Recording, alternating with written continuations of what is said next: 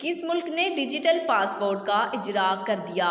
E visa का इजरा तो आजकल आम सी बात है, मगर अब फ़िनलैंड ने एक कदम आगे बढ़ाते हुए दुनिया के पहले डिजिटल पासपोर्ट का इजरा कर दिया है।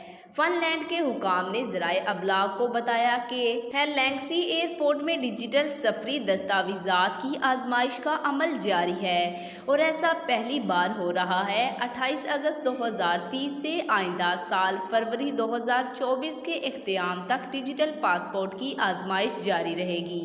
फ़िनलैंड के पासपोर्ट का डिजिटल वर्जन मुतारिफ कराते हुए इस डिजिटल ट्रैवल क्रेडेंशियल का नाम दिया गया है। फ़िनलैंड बॉर्डर गार्ड की वेबसाइट ने इंकशाफ किया है कि नए तरीक़ेकार के तहत सिक्योरिटी पर समझौते किए बगैर बैरून मुल्क सफ़र सरअत के साथ मुमकिन हो सकेगा।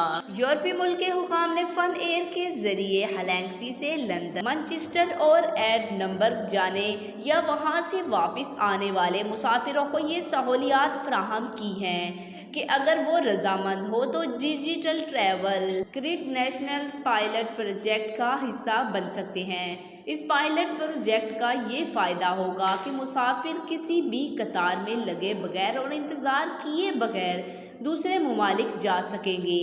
फ़िनलैंड से जाने और वापस आने वाले सार्फिन को इसके लिए बॉर्डर गार्ड की वेबसाइट पर जाकर खुद को रजिस्टर करना होगा। हुकाम का कहना है कि DTC को बॉर्डर कंट्रोल के तौर पर टेस्ट किया जा रहा है और दुनिया पहली बार इसका मुशाहिदा कर रही है, जबकि डिजिटल पासपोर्ट भी इतना ही काबिल एतबार है जितना एक आम पासपोर्ट होता है। वाज़ेह है कि यूरोपियन कमीशन ने फ़िनलैंड को इस पायलट प्रोजेक्ट की टेस्टिंग के लिए 23 लाख यूरो दिए हैं, जबकि खबर ज़ेरे गर्दिश है कि क्रोएशिया में भी जल्द इसकी आजमाइश की जाएगी। आज तक के लिए इतना ही। जाते जाते आपसे गुजारिश है, वीडियो को लाइक करें, चैनल को सब्सक्राइब करें, दिखे बेल आइकन को दबाएं और कमेंट में अपनी राय का इज़हार ज़रूर करें।